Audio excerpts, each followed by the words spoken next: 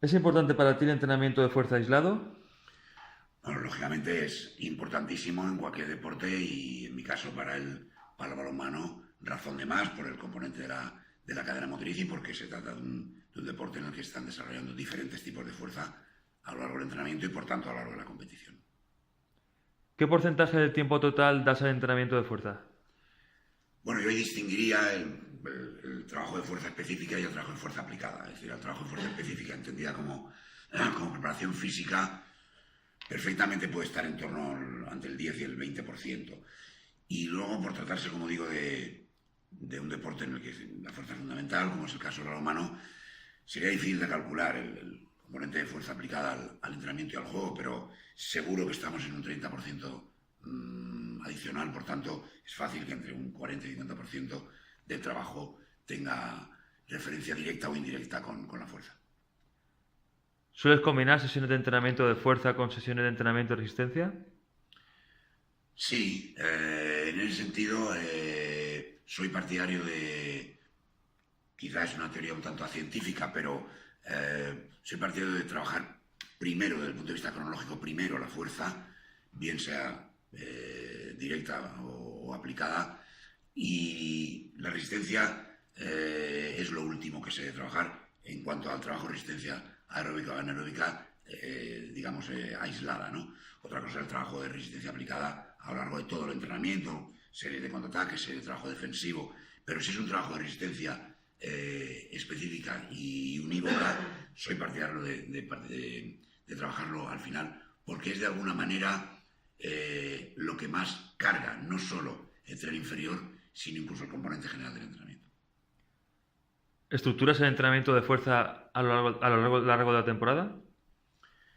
Sí, porque hablamos de distintos periodos desde el punto de vista de la predicción del entrenamiento. Es decir, el trabajo en la pretemporada suele ser de fuerza más específica, mientras que a lo largo y de fuerza general como base, lógicamente, mientras que a lo largo del periodo que digamos competitivo trabajaríamos un trabajo más de fuerza aplicada a los condicionantes del entrenamiento. Y luego no se nos puede olvidar un tema en el que el caso del balonmano, lamentablemente, no se cumple como se debiera, y es el concepto del periodo transitorio, donde tantas cosas se pueden mejorar por la ausencia de competición, por ser final de temporada, etcétera, como es el caso de la técnica y como es el caso de la mejora de la fuerza. En esto, en el balonmano, lamentablemente, tenemos un déficit simplemente y tristemente porque muchas veces no se cumple ese periodo transitorio y se pasa del competitivo directamente al descanso. ¿Estructuras el entrenamiento de fuerza junto al entrenamiento de resistencia?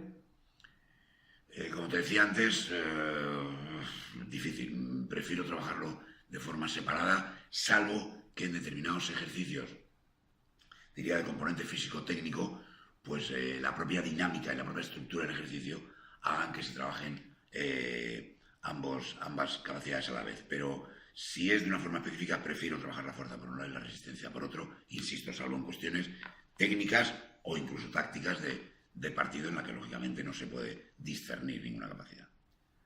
¿Con qué método mides la carga de entrenamiento de fuerza?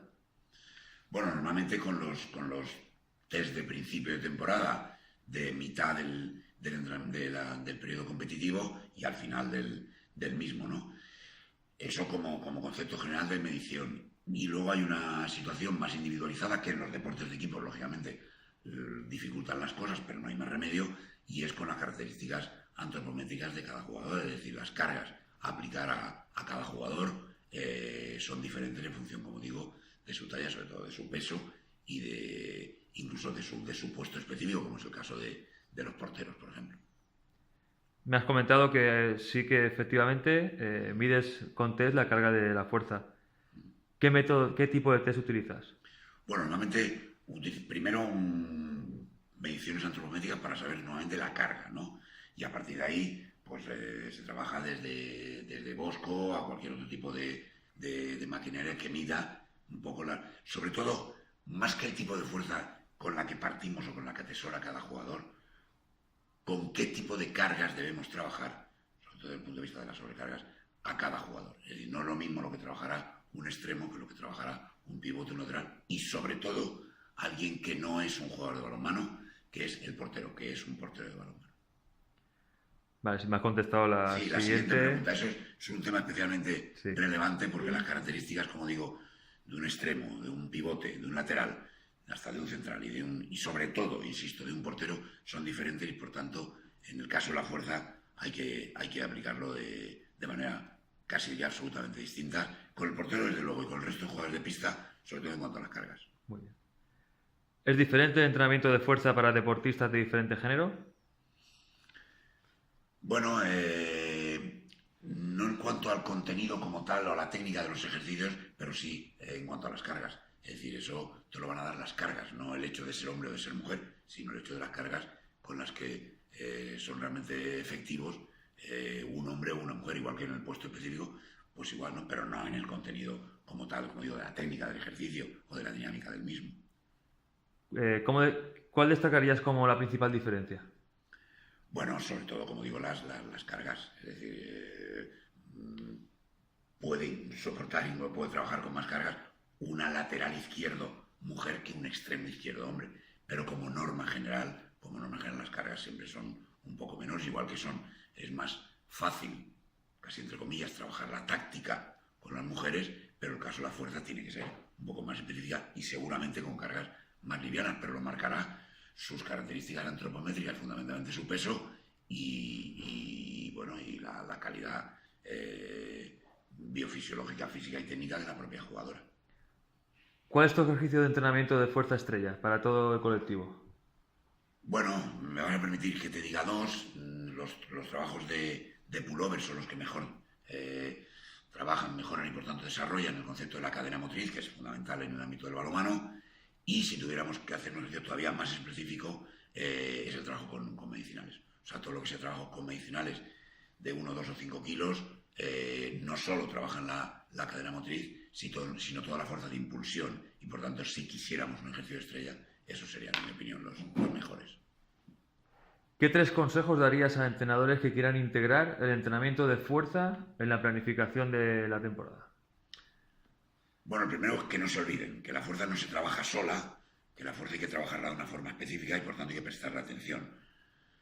El segundo, que tienen que trabajar necesariamente, iba a decir perder un tiempo, pero no es la palabra, tienen que dedicar un tiempo a ese trabajo de la fuerza específica. Y no solo en pretemporada, sino a lo largo del año. La fuerza, repito, no se trabaja sola. Y por último, que intenten desarrollar algún tipo de ejercicios ya con implemento, con balón, sea medicinal o sea balón de juego, precisamente aplicado a la fuerza. Solo con el trabajo de lanzamiento a esa portería, que eso se trabaja en el mundo entero, solo con eso no se trabaja la fuerza. Hay además siempre que hacer algún tipo de añadido o de cuestiones adicionales para trabajar la fuerza, porque en muchas ocasiones la resolución de los partidos, en particular en la competición en general, no se resuelve solo por cuestiones técnicas o tácticas, sino por cuestiones simple y llanamente de fuerza. Muy bien, pues muchas gracias, José Julio. Encantado.